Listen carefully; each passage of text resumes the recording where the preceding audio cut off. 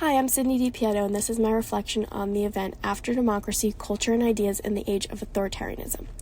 When I walked in, the event was very crowded.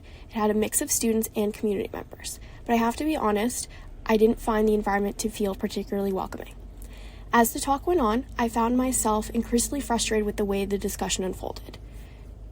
It was described as what does it mean for writers, thinkers, and citizens to live in a time where democratic nations slide into authoritarianism.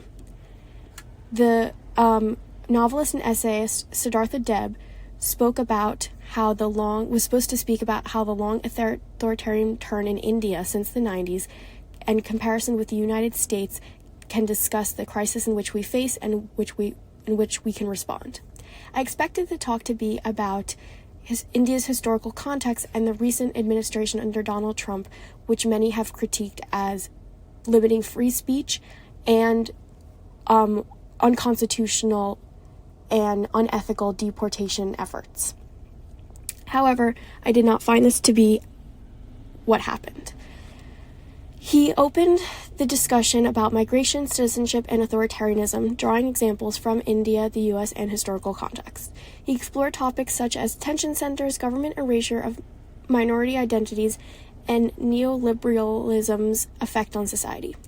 Audience members then asked questions ranging from fiction writing to human rights, with an emphasis on the erasure of Muslim, Buddhist identities in India and Israel-Palestinian issues.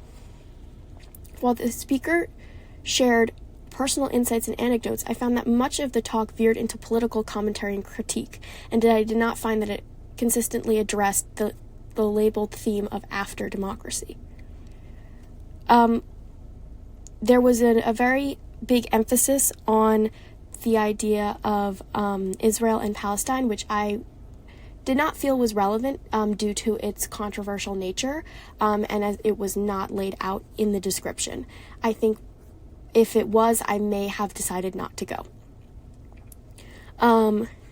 I found that the speaker, Siddhartha Deb, signed a boycott in 2024, saying that him and several other writers refused to work with any Israeli publishers, authors, or work with any Israeli cultural institutions. I found this confusing because after talking about the erasure of cultures and how it's important to separate them from the governments, he was doing the exact same. I decided to ask a question. I raised my hand towards the end of the speech and I asked, how is it different to refuse to work with Israeli cultural institutions? Doesn't that align with the erasure of Israeli people and Judaism and Jewish people, especially since Judaism and Israeli culture are so interconnected?